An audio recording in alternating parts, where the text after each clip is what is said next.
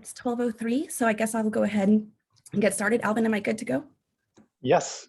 Perfect. Well, hello, everyone. On behalf of the Asian Pacific American Systemwide Alliance, also known as APASA, I'd like to welcome you to the AAPI Senior Leadership Panel. My name is Darlene Mergolano, and I'm one of the co-chairs of APASA, and I'm so grateful for my co-chair, Peter Weber, and the rest of our steering committee for organizing today's event. I'd like to take a moment to acknowledge our amazing steering committee for their dedication, energy, and hearts. Melissa Bautista, Tiffany Chan, Diana Kim, Wiley Liu, Amy Liu, Maria Hauchico, Alvin Ozawa, Michelle Tang, and Eva Wang Moy. They say it takes a village, and I'm grateful to be a part of this one. A special recognition today goes out to Diana Kim and Wiley Liu for all of their efforts in organizing today's event with our esteemed panelists. That being said, I'd also like to thank all of our panelists for taking time out of their busy schedules to share their stories and wisdom with the APASA community. As Asian identified senior leaders at UCSF, many of us here today are eager to learn about your identity and career trajectory, while also wondering how we can rise into higher leadership positions ourselves. As many of you know, Asians make up 39% of the staff population as of fall 2020. However, Asians are not proportionally represented at the senior management and leadership levels. It's time to close this gap and see more AAPIs in senior management positions. We'd also like to recognize the Chicanx Latinx Campus Association for spearheading efforts to write a letter that was recently sent to the Chancellor for more diversity in supervisor and manager level positions and in our top leadership, with support from various affinity groups. I'd also like to express appreciation to Jeff Chiu, who you will hear from on our panel today. Jeff has been meeting with us quarterly as a collaborator and thought partner. He's worked to disaggregate demographic data to see what ethnic groups make up the Asian and Pacific Islander categories so that we can better understand the diversity within our community. Before I turn it over to our moderator, Alvin Ozawa, I want to acknowledge that Tuesday marks the 1-year anniversary of the horrific murder of George Floyd. We uplift the continued historic and systematic racism that continues to impact the everyday lives of our Black allies and Black community. And we continue to stand in solidarity with them and all the impacted communities in our country and globally that face oppression. APASA is committed to supporting UCSF's anti-racism initiative by addressing the issues that the AAPI community and other groups face. I'm happy to announce that the newly formed UCSF AAPI Coalition, which includes faculty, staff, and learners, and associate groups like the Asian Health Institute, and more. The coalition has written a statement outlining the ways that UCSF can become a more equitable workplace by addressing our community's key concerns of awareness, the collection and disaggregation of data, language and interpretation, inclusion, and admissions. Our goal is to impact and change current policies and create new, more equitable ones. The joint statement has obtained over 1,400 signatures, and for our community and allies tuning in today, we ask you to consider reading and signing the statement if you support it. This initiative has been made possible through the leadership of the Diversity, Equity, and Inclusion team at UCSF Benioff Children's Hospital and BCH Black Caucus, Oakland. We continue to collaborate with other affinity groups at UCSF with the goal of uplifting and supporting each other's efforts and goals. We would like to specifically thank the Black Caucus for bringing some of our groups together and leading the anti-racism movement. As we near the end of May, I'd like to highlight and uplift our AAPI community as we celebrate AAPI Heritage Month. This month has been full of campus-wide events to celebrate the AAPI community, and we look forward to continuing to uplift one another and celebrate our culture, our traditions, our similarities, our differences, and our heritage. Once again, thank you all for being here today, and I'd like to now turn things over to Alvin. Hi, everyone. Thank you for joining today. And I'm going to leave this slide up so that you can see our panelists. And what we're going to do is we're going to have a little bit of a fireside chat where you'll get to hear from our panelists today who are leaders in our organization. And so first up, and by the way, my name is Alvin Ozawa. I'll be moderating this event. So first up, we have Alicia Murasaki. She's the Assistant Vice Chancellor for Campus Planning and Campus Architect. She leads a team providing professional planning services that guide the physical development of the university and support the strategic developments of campus, assets, campus needs and requirements and publishes annual updates to the UCSF Capital Improvement Program. As campus architect, Alicia provides campus-wide technical and aesthetic guidance, design standards, and policies for the built environment. Alicia earned her Master's of Architecture from University of Oregon and a Bachelor of Arts from Transylvania University in Lexington, Kentucky. Exciting. Next up, we have Juan Ha. He's the Vice Chancellor of Communications. He was appointed to UCSF's as Vice Chancellor of Communications in August 2019. As Head of Communications, Ha oversees the development of implementation of multi-channel communication programs to champion the university's mission of advancing health worldwide. He serves as a lead counsel to the Chancellor and UCSF's executive team on issues related to internal and external communications, including media relations. He's also the counsel to the UCSF Board of Overseers. He oversees the Department of Public Affairs, digital communications, brand communications. It sounds like he's really good with social media. So, and he's a graduate of UC Berkeley, where he earned his Bachelor of Arts degree in rhetoric and his Master's of Art degree in history. And then next up, we have Raju Iyer. He is the Senior Vice President and Chief Financial Officer. He is responsible for the financial strategy and services as UCSF Health, which has an annual revenue of more than $4 billion. Iyer oversees financial reporting as well as capital management, decision support, government reimbursement, revenue recycle, and health information management services for UCSF Health, including its affiliated physician network. He joined UCSF in 2018 and holds a master's degree in accounting from the University of Illinois, Chicago, and a Bachelor of Science degree in commerce from the University of Bombay. And next we have Shelby Decosta as a president, UCSF Health Affiliates Network and Chief Strategy Officer of UCSF Health since 2015. She was responsible for leading and executing all the strategic planning and business development functions. She oversees network development as well as concierge and executive health management care, marketing, and brand for the health system. Beginning in 2019, Decosta was additionally appointed to serve as president of UCSF Health Affiliates and was responsible for executing each contract, managing these relationships and ensuring their successful operational alignment with UCSF Health strategic properties.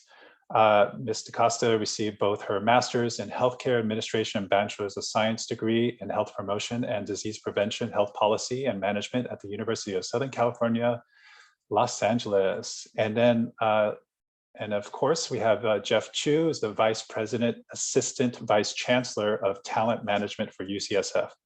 In this position, he is responsible for driving strategic and operational initiatives to attract, develop, and retain top talent to carry out the UCSF Health mission, vision, and goals. He oversees the operations for talent acquisition, compensation, onboarding, and HR operations, employee and labor relations, benefits and leaves of absence administration, human resource information systems, occupational health services, workers' compensation, ergonomics and disabilities management, outreach and diversity, workforce planning, and contingent temporary labor. Jeff grew up in New Jersey, attended Rutgers University for his undergraduate and graduate education, and moved to San Francisco after earning a master's in human resource management. His first job is in San Francisco as a temporary position at UCSF Stanford Healthcare and as a recruiting assistant for human resources. He was hired as a permanent employee within a few months and has been with the organization through the transitions of UCSF Stanford Healthcare and UCSF Medical Center to UCSF Health. 22 years here with UCSF Human Resources. There's many different roles and increasing responsibilities, moving from individual computer to supervisor manager and to his current role as executive leader. Definitely got us all beat here, Jeff, with your long tenure career. And so let us all welcome all of our panelists. It's good to see all of you. Go ahead, Jeff, turn on your video so we can see. see you. And I'm really glad you guys took this time to be here. And as Darlene really well put, is that you guys are leaders in this organization. You have arrived. You're in this really awesome position. But our audience really wants to hear your story. You didn't arrive here magically. You came here. You were influenced by something. You have different challenges and the way you grew up. And hopefully you can get a chance to each share a little bit about your story. And so I'm hoping that each of you can answer this question: is can you share with us about your personal background? Not so much your work history, but your personal background. Share as much or as little as you like, how your API identity affected you or didn't affect you through your life. And just take a couple of minutes to do that. So first, Alicia, could you please share?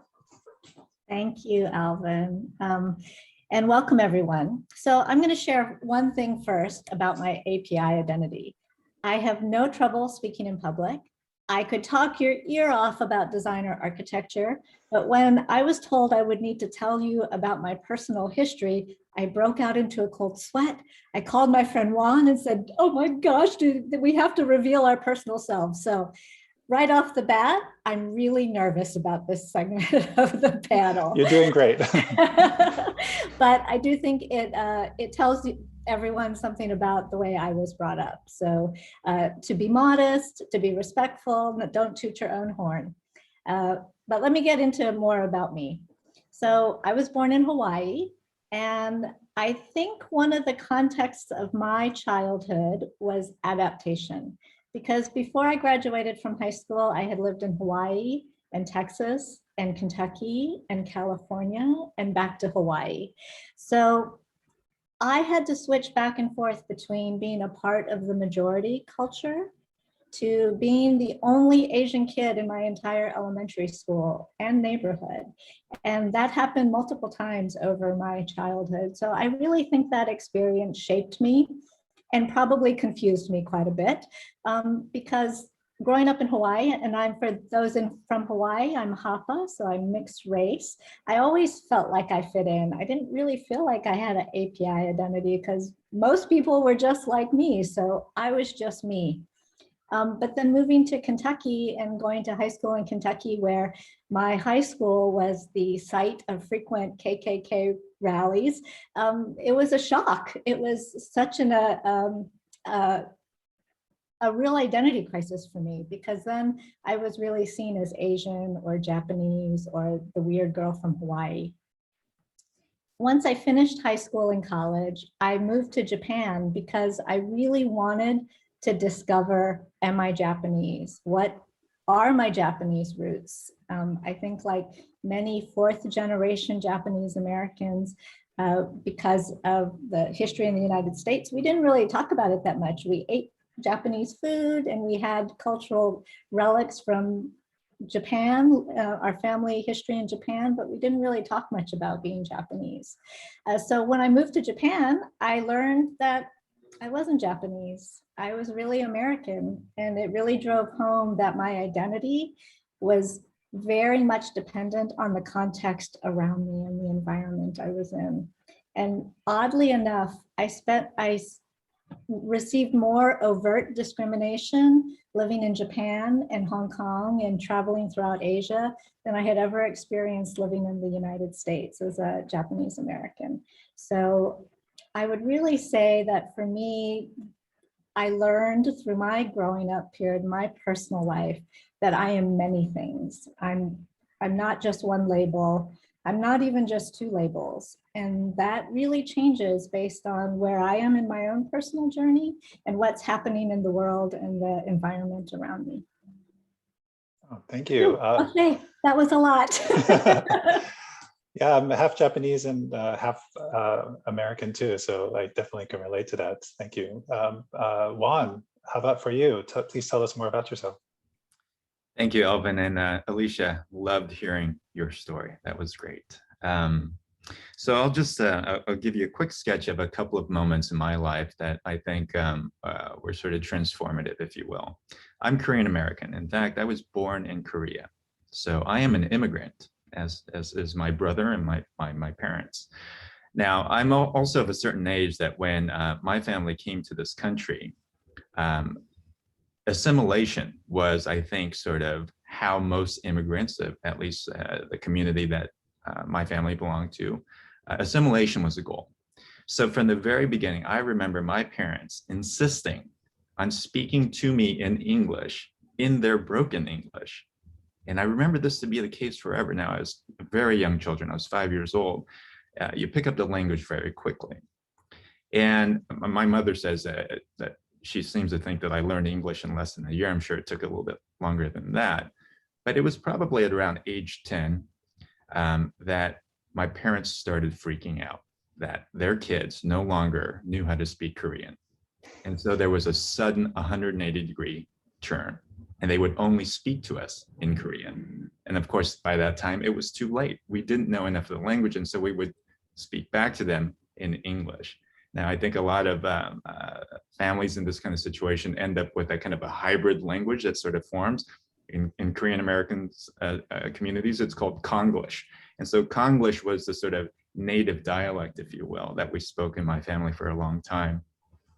My childhood was pretty standard as far as the stereotypes of being Korean American are. I was subjected, and I use that word consciously, subjected to 8 years of forced piano lessons.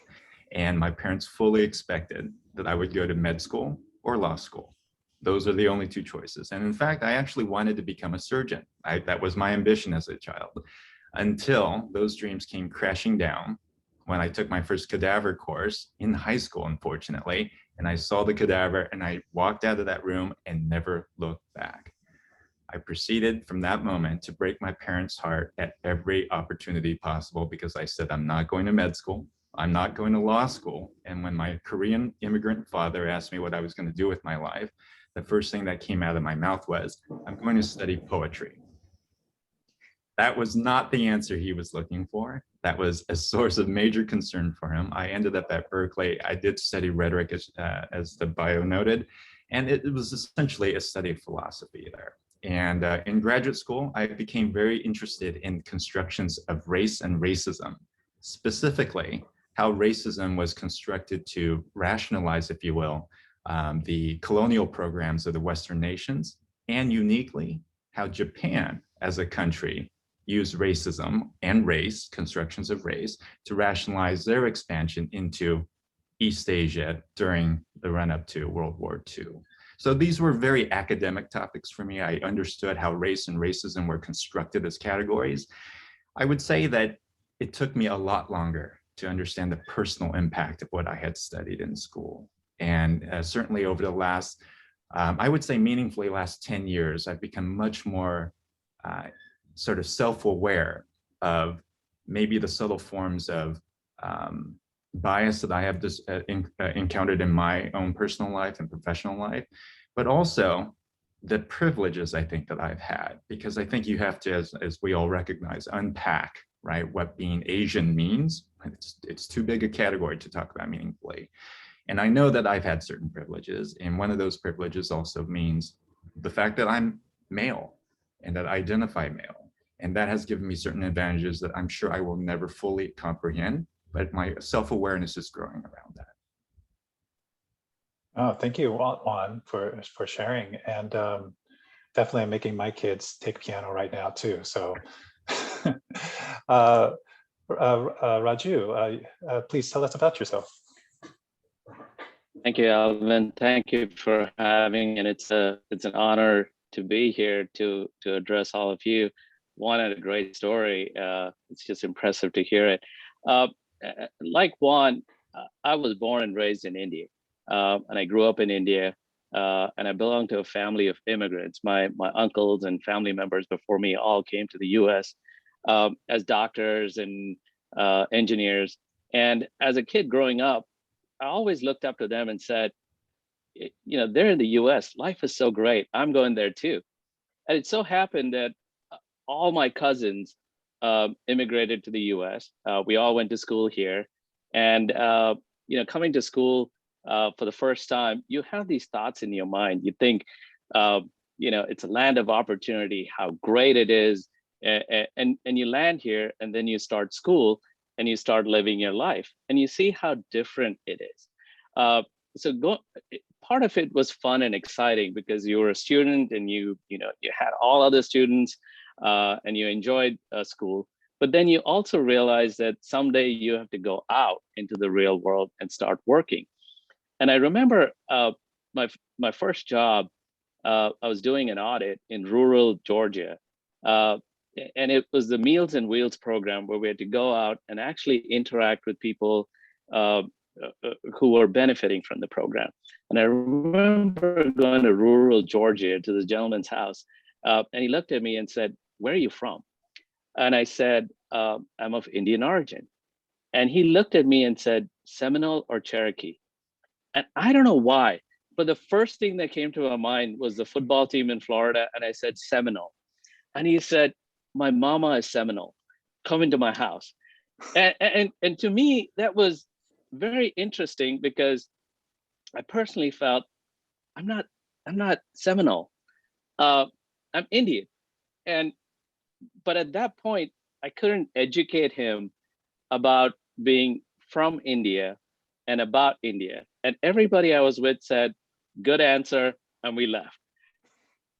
But when I was driving back home, I thought about it, and I said, there's a great opportunity to educate. A lot of what I was facing was the opportunity to educate everybody. And that day was actually a defining moment in my life, where, and the fact that I still remember it after 25 years, it really taught me a lot about the world and the experiences that I'm about to face. Most of my career, I've tried to spend educating, because sometimes you, as an immigrant, you have to prove yourself. You have to work twice as hard to get to where you are. And along the way, you have to continue to educate. And that's what impacted me and influenced me in a big way.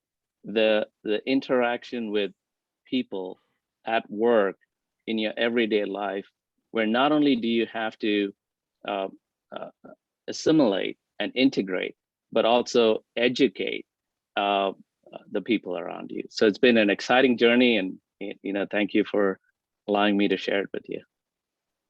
Oh, thank you so much, Raju. And you both you and Juan kind of brought up this idea, and Alicia talked about it, was this assimilation. Assimilation, and there is racism within assimilation. Like, you're expected to be a certain way when you immigrate here, and so thank you for sharing that. It kind of reminded me of that challenge that we all face as immigrants. So yeah, Shelby, yes, both my kids are taking piano class, so that's a yeah. I see a theme going on here. Shelby, yeah, please tell us about your background. I will. And actually, there's a lot of overlap with Alicia's, because I also grew up in Hawaii and was really brought up not really understanding that there were such things as singular races. There's a big majority of the population that's Asian in Hawaii. And then there's even more that are Hapa, like Alvin and Alicia, you mentioned. And myself, I'm Japanese and Chinese and Portuguese and Hawaiian. Hapa is sort of the nice way to say it. We're also called mutts, and kind of everybody was a mutt when I was growing up, and we didn't really know who was what race. I went to a high school that was really set up to serve Native Hawaiian children in the Kamehameha schools. And at that school, you had to have Hawaiian heritage, but most of the students had a very small amount. And we had a commonality, but more so just felt like a bunch of friends. And when I went to college, I started to realize that was not the case. I was in LA, which is still very diverse, but there started to be more lines between even the races that I identified with. I wanted to pick up on just a couple of themes. One is modesty. Alicia mentioned it. One of my memories from growing up was going to the mall with my grandma, and we saw her friends, and they all rushed over to say hi. I think I was maybe 5 or 6, and they said, "Oh, you have such a cute little granddaughter. Hi, Shelby. Nice to meet you." And she said, "No, she's not cute. She's not. No, she's not." And I was looking at her like, "Why would you say that? I'm kind of cute." And geez, most kids are cute, but it was just symbolic of how much everyone, at least on the Japanese side of my family, felt the need to really downplay successes and be modest and just kind of keep your head down and work and really not need recognition. I think that's a big theme and a big part of what shaped me as an individual, but also as an executive too. And I mentioned my grandma, but I also really witnessed my mom, aunts, very, very bold women, mostly on the Hawaiian side, who were sort of the authorities of the family. Everyone was scared of my mom's mom. We didn't want to disappoint her. I remember coming home one day very excited about being elected a student council vice president. And it was a big deal to me. And she said, "Vice president? Why didn't you run for president?" And I thought, oh, well, I guess I know what to do next year. But it's sort of a mentality of always wanting more, not necessarily taking too much time to celebrate what you have done and continuing to look ahead to the next thing. I think I really started to learn more about the diversity of the United States after college. When I moved around for work, I lived in Nevada and Arizona and Michigan, and spent a lot of time in both the Midwest and on the coast. And it was a little shocking to me at that point, having been an adult in my 20s and 30s, understanding that there are places in this country where I felt frightened and uncomfortable. And that was really a hard lesson to learn so late in life, having been in hugely diverse environments up until that point. It's part of why I was so happy to come back to the West Coast 6 years ago, and part of why I'm so happy to be here at UCSF, where we do have such great diversity. I was listening to the themes earlier on about just how many Asians and Pacific Islanders there are here at UCSF. And I don't think I've ever been on a screen with Juan and Raju and Jeff and Alicia all at once, but I think just seeing this group and knowing how much we as a team with our colleagues have done together, that gives me a lot of hope. And I think my takeaway, and this is probably from my upbringing, is I feel more privileged than disadvantaged. And I hope that others on this call and others who share this identity will have that same takeaway as well.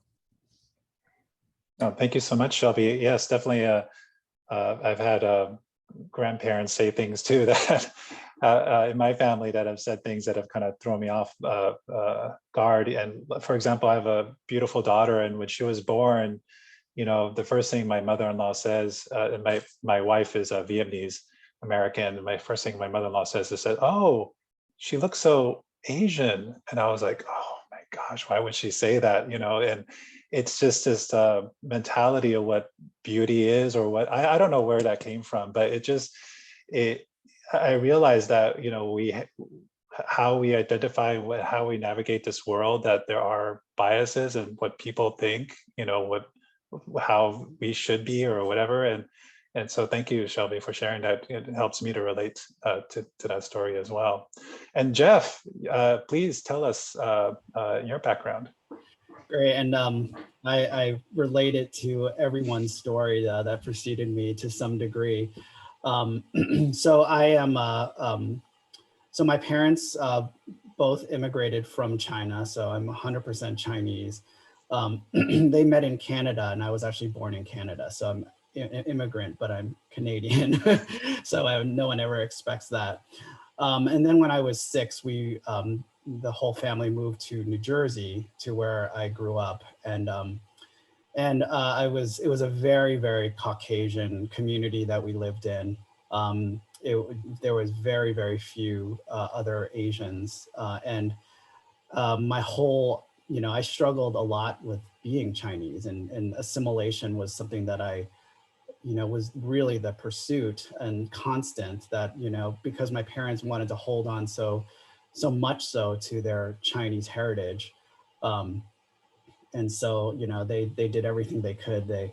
I too took piano lessons and, protested against. I wish I didn't protest against it because I would love to be able to play piano now. We went to Chinese school, which I hated so much. And, everything they wanted us to be Chinese.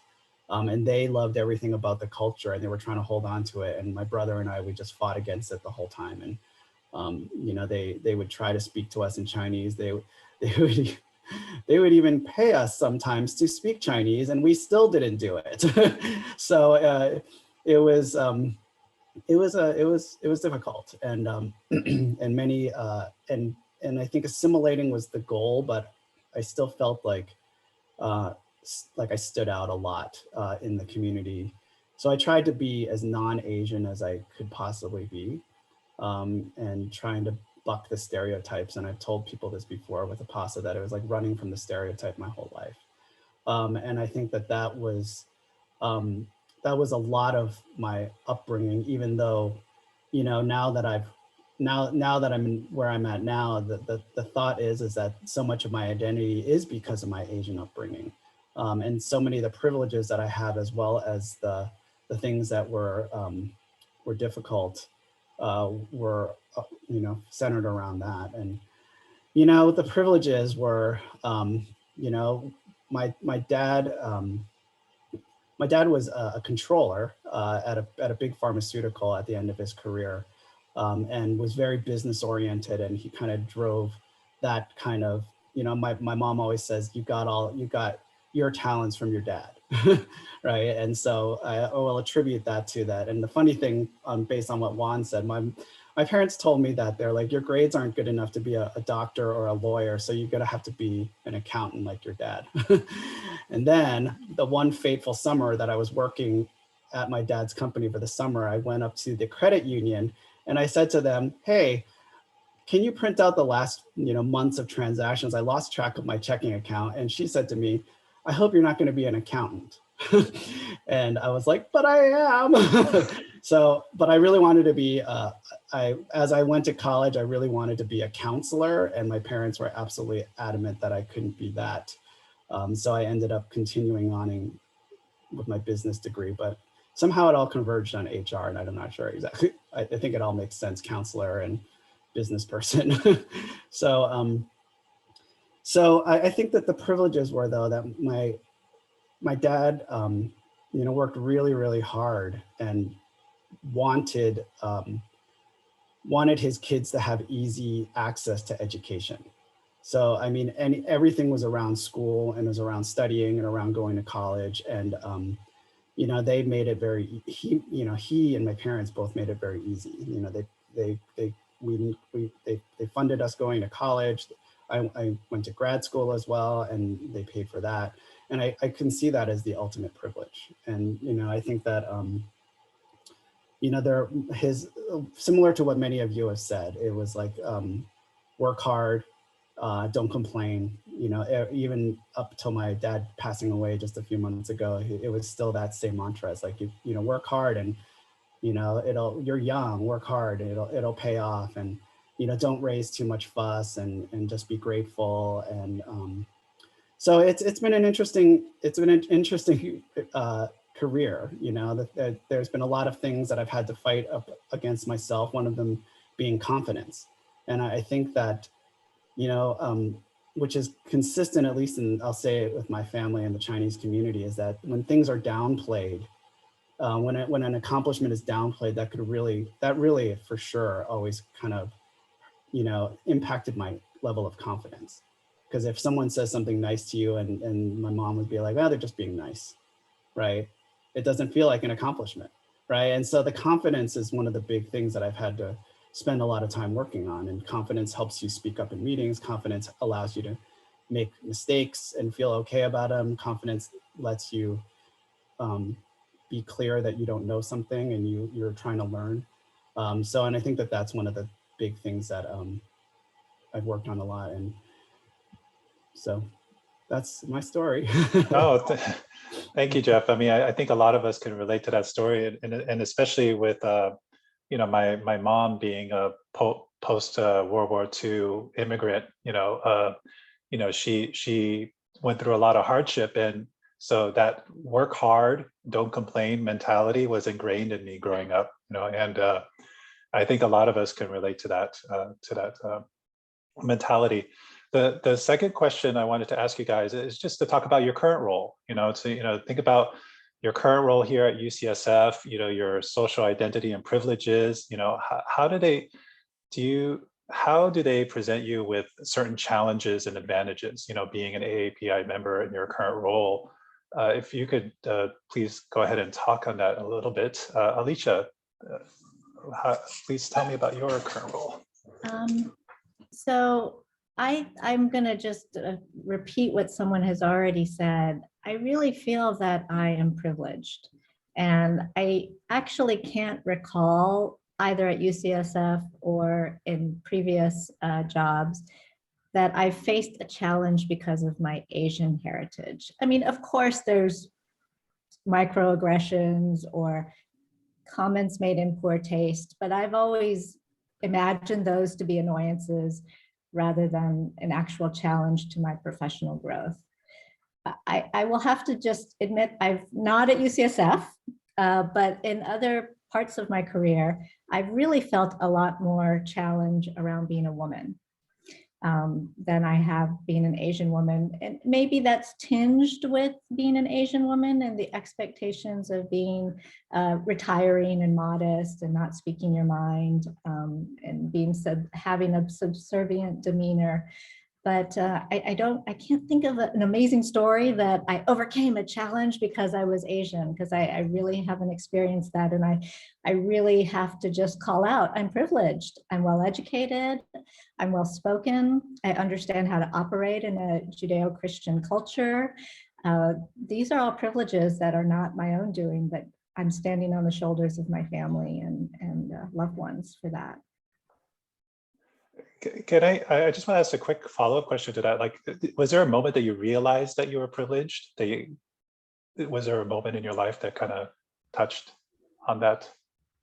I guess I have to say that there wasn't an aha moment around my privilege, but I will call out that, just over a year ago, the awful unrest and the whole country having to face the real social injustice, that was a wake-up call to me personally and a moment of great personal growth, sometimes painful, to understand not being racist isn't enough, but to be anti-racist and to be an ally for our Black colleagues and friends. My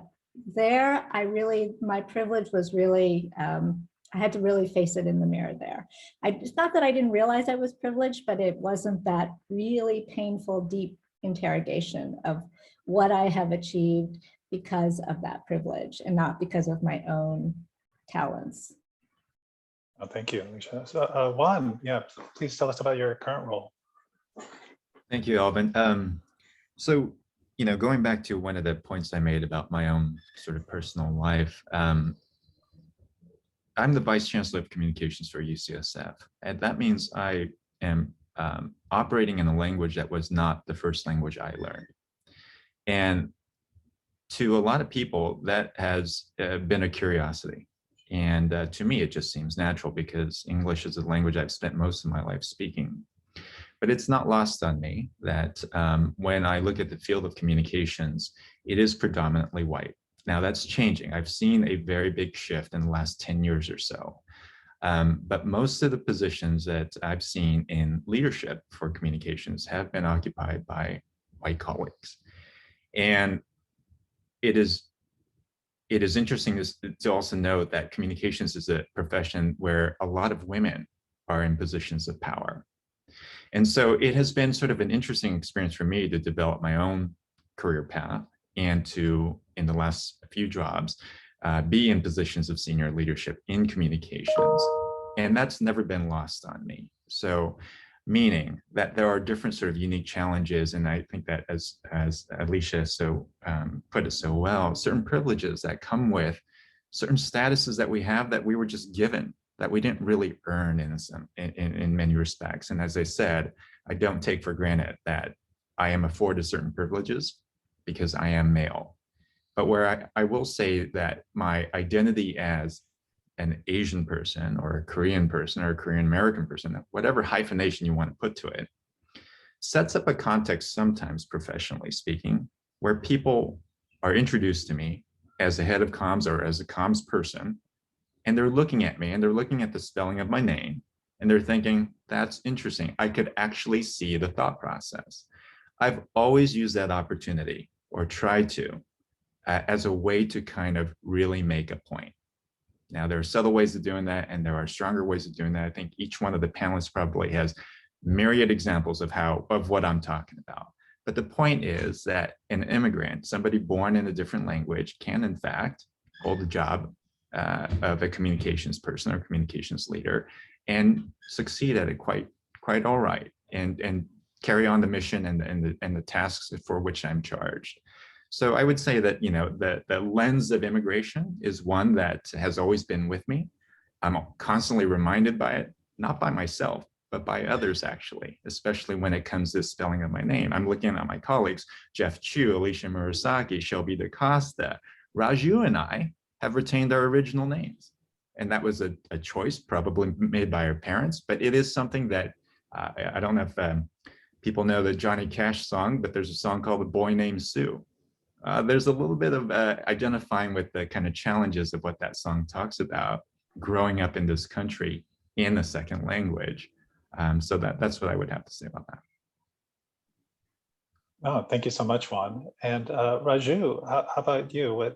Tell us more about your current role in API identity. In my current role, I think it's a privilege. And in some ways, I look at it as a privilege that I had to earn. It wasn't a privilege along the way. It was a challenge. Juan mentioned my name. A lot of times people read my name, and the first thing they asked was, how do you say a name? Is it Raju or Rahu? And again, it was an opportunity I saw as a way to educate. But it was always a challenge to prove that you've earned it, that you don't have to look at yourself and doubt yourself as to whether you can do it. A lot of times, just by reading my name, people tended to prejudge me, who I was, what I was capable of doing. And that had to be overcome along the way. And I would often hear, even going to an interview or going to a board meeting, they would say, wow, your English is so great. You don't sound like an Indian. And I always sat back and I thought, what exactly does that mean?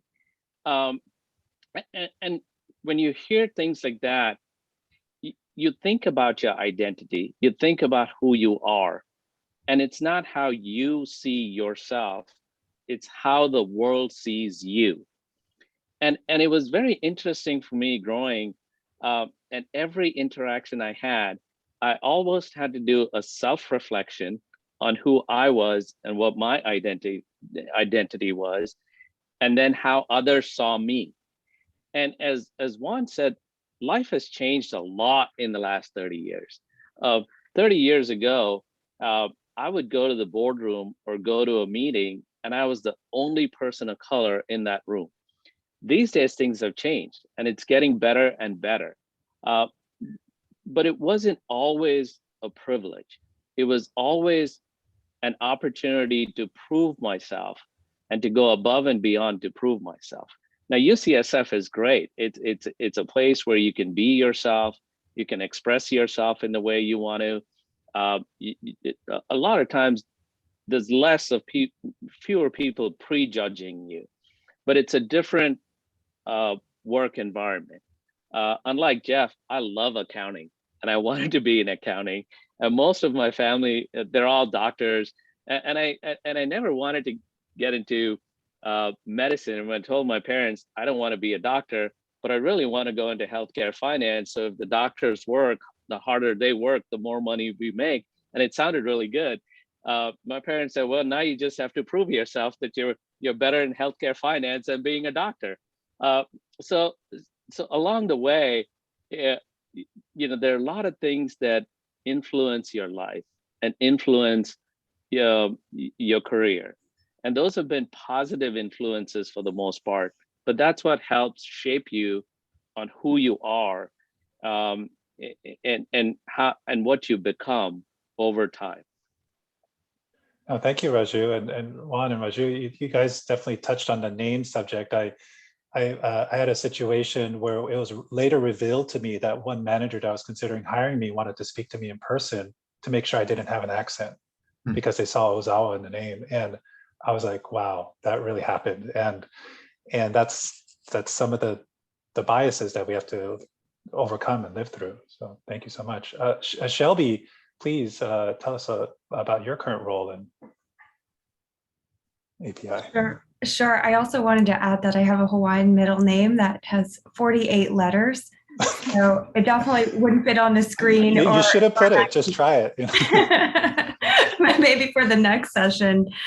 My current role is really focused on facilitating growth and strategy and the network functions for what I consider to be the best academic health system in the world. And that's a huge privilege. And it came after some time, and I think provides an opportunity to have a seat at many tables, to have a voice, to support others. And although I know at the beginning of this, we talked about, our panelists having made it, I don't know that each and every one of us feel that we made it every day. I feel like, at least for me personally, there's much more to do. There's much more to accomplish. And there's still challenges, as great as I think things overall have gone for each individual. And my Asian and Pacific Islander identity, like I talked about earlier, being modest could be a problem. You don't get promoted for being modest. You are promoted for successes. And so just thinking about that sort of value and then what you write on a resume, there's a little bit of a conflict. And I think that's something that we as a group have to think through. In addition to the racial identity, being a woman has been probably my single biggest challenge in growing and expanding my career. And maybe it's a combo of both. My voice is a little softer.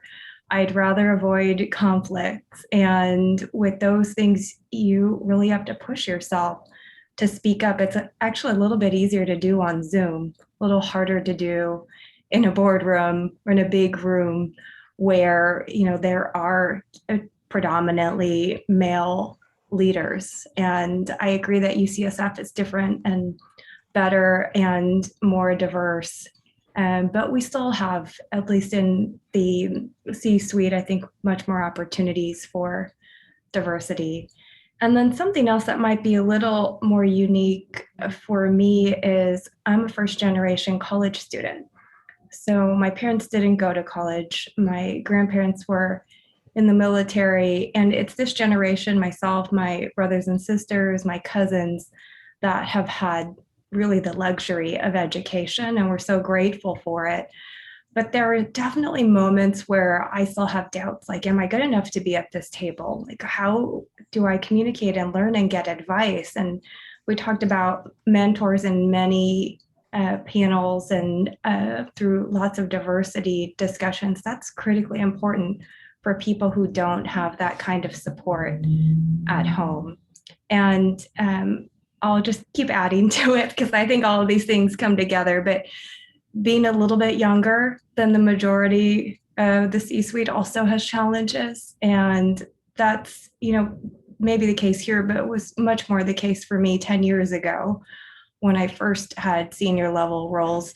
there's a lot of assumptions that you can work longer hours, you can take on extra projects, and that you don't have things to do that are family related, which is not necessarily always the case. So while, I think there's lots of positives, and I'm really pleased and happy with this current role, thinking about the challenges, the things that influence me and my own confidence, I think it's really this sort of confluence of identities. All right, Jeff, yes, please tell us about your background. Sure. There are a lot of similarities to what others have said. I think, so a little tweak on my role. I've just started a new role a couple of weeks ago, which I'm the VP and Assistant Vice Chancellor of Talent Management for all of UCSF. So my focus really, truly is focused now really on, recruiting and retaining and developing talent at UCSF. And, there's a huge focus on diversity, equity, and inclusion as well. So especially with UCSF's big focus on this.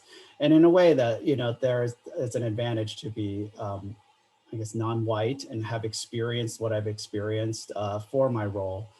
Because it, while it doesn't speak to everyone's experience who's non-white, definitely not. There are things that I have experienced or things about my identity that make it an advantage from a compassion and understanding perspective, as well as a credibility perspective too.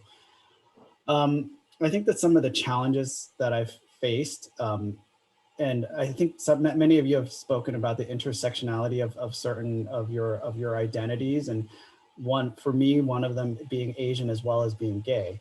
And I don't know if many of you remember this thing that just popped in my head. It was in a magazine called Details, and there was something that was like Asian or gay, right? And it was a picture of a guy, and it was a big controversy, but it spoke to this sense of like emasculation, right? For being an Asian male, and then being gay on top of that for me, and not just being your classic male, not into watching sports. I don't know much about it at all. And, and as you go up the chain, it becomes more white and more male, right? And they're all really tall too. Like, and I'm short, and it's like, there's a lot to it. Like, Mark Larrett is like 10 feet taller than me. And, so it can be intimidating just from that, that not being male enough to fit into that culture.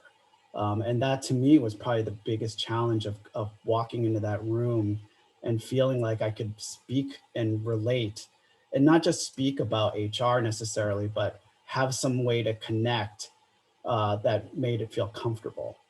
And I feel like that's been a lot of what I've had to really work on, is just to be comfortable with who I am. And I'm really grateful that UCSF is a very open and very diverse in terms of the approach, and it allows me to just be who I am. But it wasn't easy always getting here, and it still isn't easy all the time either. Thank you so much, Jeff. Yeah, I love your stories, and I think the audience has a ton of questions in the Q&A that they want to hear from you guys. So I'm going to turn it over to Wiley. And also, I just wanted to mention that if it's okay with the panelists to stay 10 minutes over to continue to answer questions, but if not, I totally understand. But I wanted to keep that open because we do have so many questions in the Q&A. Is there any objections to staying 10 minutes over from you guys? I'll have to stay 5. I have 5. Okay, yeah, no problem. If you have to drop off, that's totally okay. I just want to say thank you so much for joining, and I'll turn it over to Wiley to go ahead and go over the Q&A. Thanks, Alvin. Thank you, everybody who submitted a question while you were registering for this event, as well as submitting while we're listening to these great panelists. So I'm going to try and consolidate as much as I can the questions. The very first question is partially, raised by Shelby and Jeff, and that is, how can we foster mentorship and community among the AAPI community at UCSF? Jeff has shown us data that there's actually quite a lot of AAPI managers at the M1 and 2 levels, but much less at the 3 and 4 levels. Jeff and Shelby, maybe you can get started and others can chime in.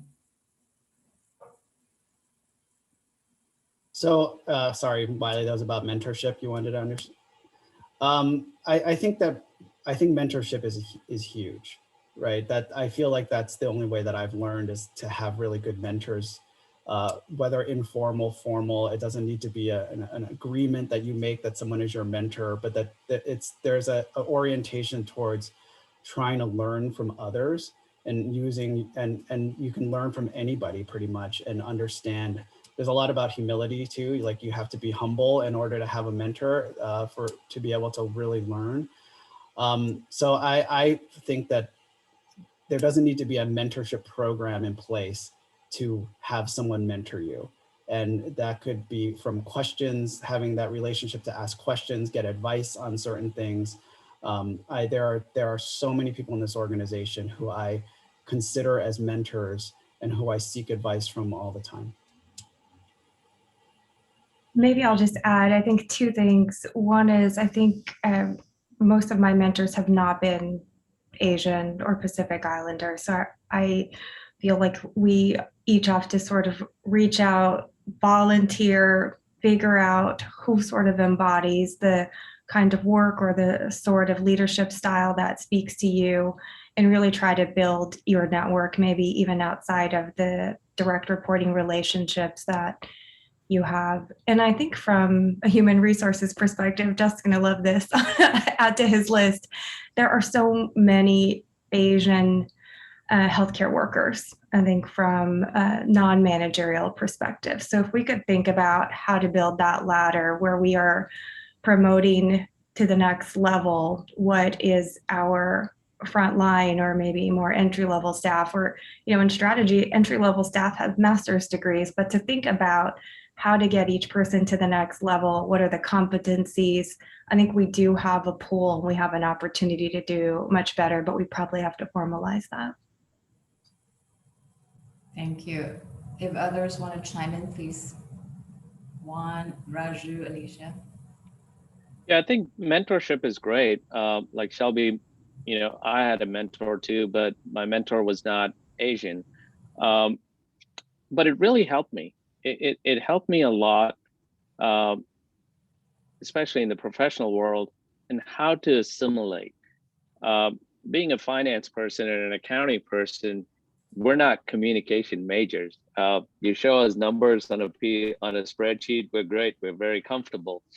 But then having to present those numbers and telling a story behind it is always very challenging.